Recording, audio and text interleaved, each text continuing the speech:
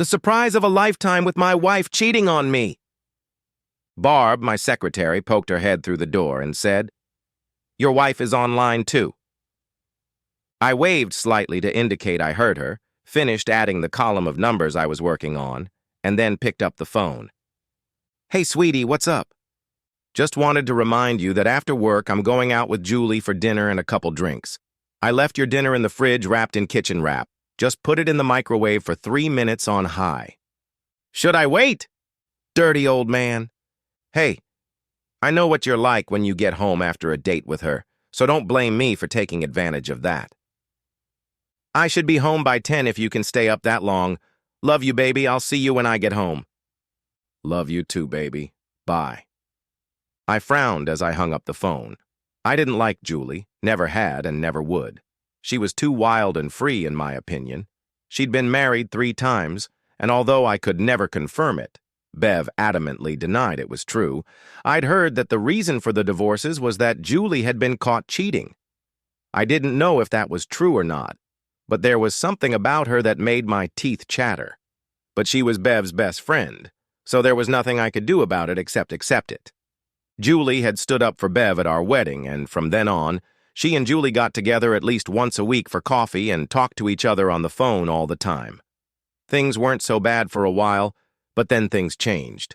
Everything changed when Max left to join the Marines, and Julie, named after Bev's friend, went to college. With nothing but an empty nest on her hands, Bev decided to go to work. Julie got her a job where she worked, and after that, they went out for dinner and drinks at least once a week, and stopped by for drinks with co-workers after work at least once a week. While I wouldn't have wanted her to spend that much time with Julie, I really enjoyed the evenings she did. She would come home and mess with my head. One day I asked her what was wrong. "Promise you won't be mad." "I don't know. When you put it that way, it's like telling me there's probably a reason to be angry." "Then let me back off. You know I love you, don't you?" "Yes." "You know I wouldn't do anything to ruin what we have, right?" Why am I suddenly starting to feel like I'm not going to like what I'm about to hear? "Don't be like that, baby. It's not a bad thing.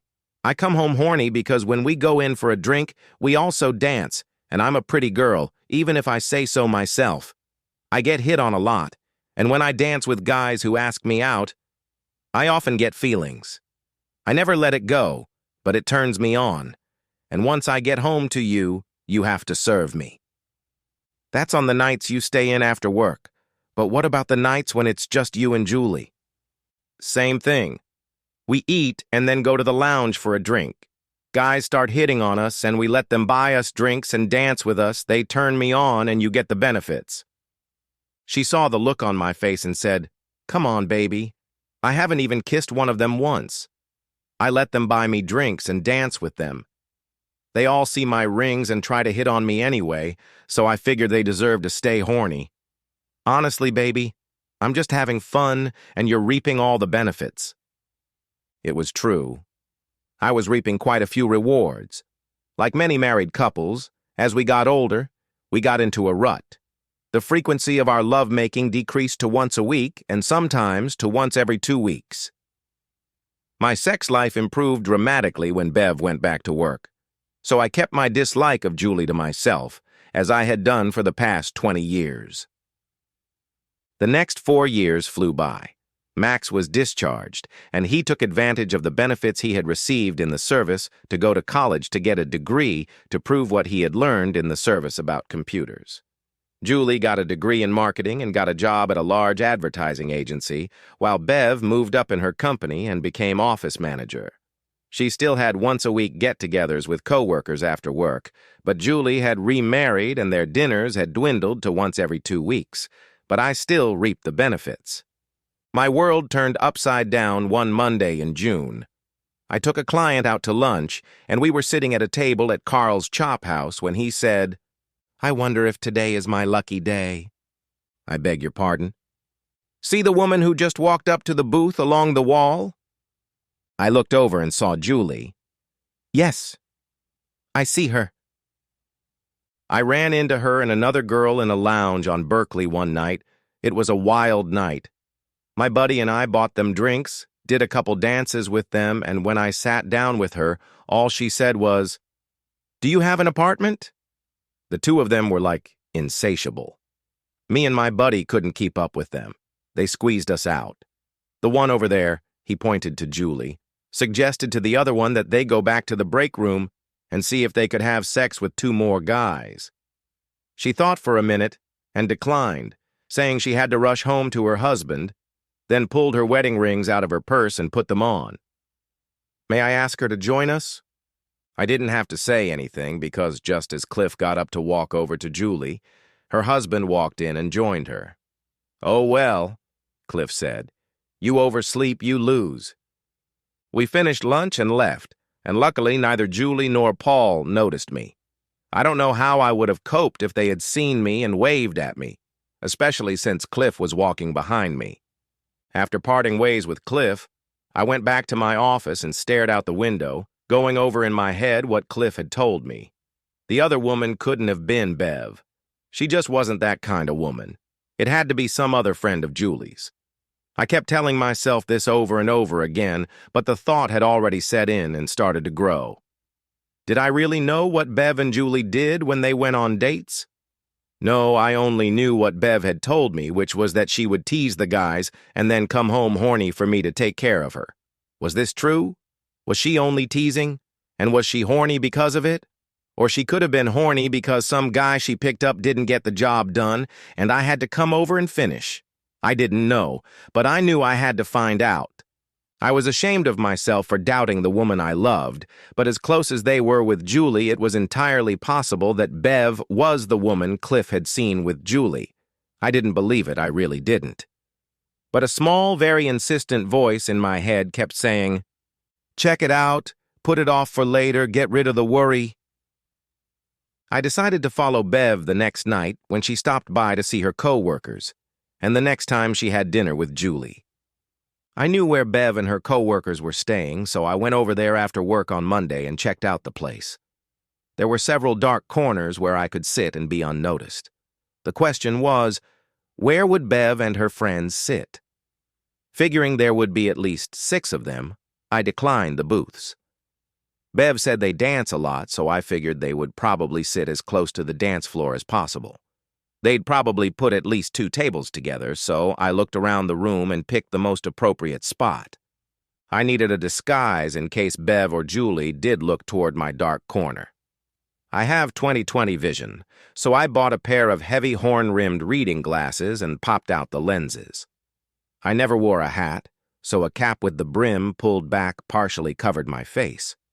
A work shirt with pockets stuffed with pens and pencils replaced my usual 3-piece suit and completed the disguise, and I could only hope and pray it would be enough. If Bev or Julie spotted me and figured out the disguise, hell was in store for me. There was no way I'd be able to explain it and not look bad, especially if Bev was innocent. But I had to know. I just had to know. Wednesday was the day that Bev and her co-workers always stopped. They left work at 5 o'clock, so without 10 to 5, I sat in my dark corner and waited for Bev and her group to arrive. The night went pretty much as Bev always described it. I say pretty much because she left out a few things when she was telling me about what she was doing. For example, that some guys had their hands up her blouse, some had their hands up her skirt, and she didn't make a single move to push those hands away. She told me she'd never even kissed a guy, but that was the purest lie. I had seen her make out with 3 different guys in their booths or at their tables, but no trips to the parking lot. The only thing that bothered me was that I saw that her left hand was exposed. She had taken off her rings. What was it that Cliff was saying? When it's time for a woman to go home, she pulls her wedding rings out of her purse and puts them on? Bev was usually home by 10:30. So at 10, I started looking for a free time to discreetly get up and leave the bar so I could get home in time for her arrival. I saw her look at her watch, say something to Julie, and the two of them got up and headed for the ladies' room. I got up and left as soon as they disappeared behind the restroom door. I was in bed when Bev got home, and she was already undressing when she appeared in the doorway. "Ready for me, lover? I'm really horny tonight." "You bet I am," I thought. "Dirty old man," she said, climbing onto the bed and getting into bed with me. She didn't have dinner with Julie that week. The following Wednesday, I again sat in my dark corner and watched her. The night was a repeat of the previous Wednesday with one exception. Bev was making out in a booth with some guy, and from where I was sitting, the angle was perfect so I could see under the booth table where Bev and the guy were sitting. He and Bev were having sex. At that moment, I realized that Bev was the same woman Cliff had seen with Julie. The previous Wednesday had been just like Bev always said it would be, drinking, dancing, and a little teasing, really more than she let on. But when she had sex, I realized she was a cheater. Now all I needed was visual proof that she was sleeping with other men. I got up and left the bar, not really caring if Bev or Julie recognized me. When Bev got home, I lay in bed pretending to be asleep, and when she shook me, I only mumbled without taking my head off the pillow. She shook me 2 more times and then reached for me. For the first time in 25 years, Bev's touch didn't elicit a response. I lay there while she caressed me and mentally replayed the scene from the bar, and I wanted to throw her hand away and scream at her to get away from me. The only reason I didn't was because I had to stay calm until I could catch her having sex. Eventually, Bev gave up and went to bed, leaving me staring at the wall and thinking only bad thoughts. The next morning at breakfast, Bev asked, "What happened to you last night?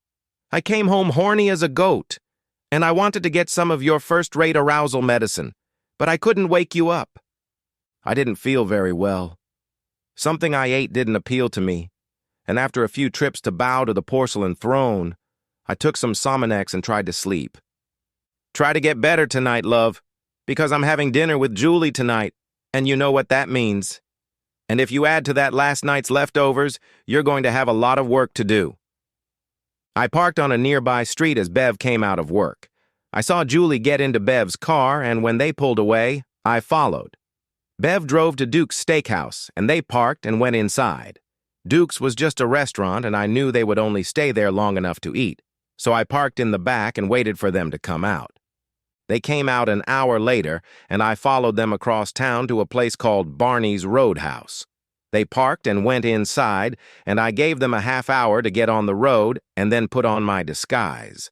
I figured that the half hour would give them time to get interested or infatuated with someone, and with any luck, they wouldn't notice me coming in. My disguise wasn't too good. It would work in a dark corner, but I didn't know how it would hold up in the dark. Luck favored me as I entered. Bev and Julie were sitting in a booth with 2 men. They were busy talking and didn't even look in my direction. I found a place to sit and watch them, and looked at my watch. Bev was usually home by 10:30, so if anything was going to happen, it was going to be very soon. According to Cliff, they had been in his room for over 2 hours now.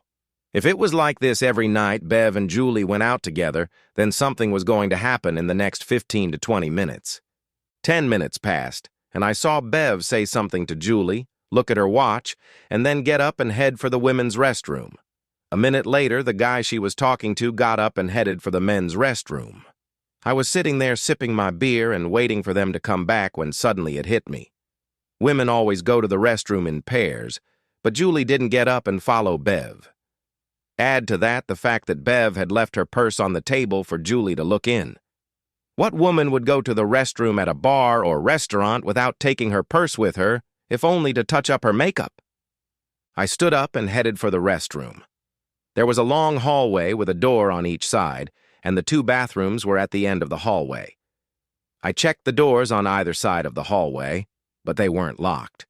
I peeked through both doors and found that one was full of beer crates and the other was full of folding tables and chairs. There was no way out, so Bev and the guy had to be in the restrooms. I checked the men's first, and here I got the surprise of a lifetime. The man had Bev up against the wall and was having sex with her. There were 3 guys standing there discussing the possibility that they might be next. "Sorry, guys," the man said. "She doesn't mind putting on a show, but I think she's had enough of me for today." The other 3 watchers, realizing they were getting nowhere and deciding the show was over, finished their business and left. The man stepped away from Bev. He looked at me and smirked, saying, Sorry, kid. The lady said she'd had enough of me for today. The punch that broke his nose came as a complete surprise, as did the kick to his balls that followed. When he started to stagger away, I grabbed him and slammed his head against the concrete wall several times before dropping him to the floor and kicking him 3 more times on the rocks. I turned to Bev and saw her looking at me in horror. I took off my cap and fake glasses and threw them on the man lying on the floor who was moaning and gasping. I looked at Bev's left hand and saw that it was without a ring. I guess I shouldn't have been so hard on him. After all, he didn't know you were married and you knew you were. I hope you have somewhere to stay, because I can't promise I won't hurt you if you come home. I turned and walked out of the bathroom, and as I walked past the stall where Julie and the other guy were still sitting, I saw him run his hand up her blouse, and she was smiling at him. I pulled out my cell phone and took a picture of her, and when Julie looked up, said, "Paul will be pleased to see this." Her face went white, and I left the bar and headed home. Since that night at the bar, I haven't seen Bev or spoken to her. She called 3 dozen times in the days that followed, but I didn't talk to her. Since then, she calls 2 or 3 times a week, and as soon as I hear her voice, I hang up immediately. Max and Julie call me once or twice a week, trying to talk me into talking to their mother, and I refuse, as much as I don't want to explain to them why. If your mom wants to tell you, she can, but I won't say anything. I called Paul, told him I wanted to send him something, and asked for his email address. He called me after he got the picture, asked me about it, and I told him the whole sad story from the time Cliff told me about it to the night I took the picture. I heard that he threw Julie out on the street.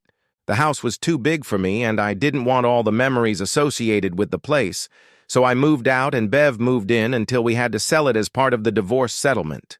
When we closed on the sale of the house, I sent Max out with power of attorney so I could keep an eye on Bev. Tomorrow the divorce will be final and I can move on with my life. Will I miss Bev? I already do, and as strange as it sounds, I still feel love for her. You can't just turn off 25 years of love and affection like you can flip a switch and turn the lights off and on. Would I have been able to stay with her? No. I could handle her night out with her coworkers if it was as good as the first night I watched her. I could handle it even if it was a lot rougher than she led me to believe, but there was no way I could live with a woman who let me have sex with her in a public restroom in front of a crowd. No way. The end! Subscribe to my channel. Thank you.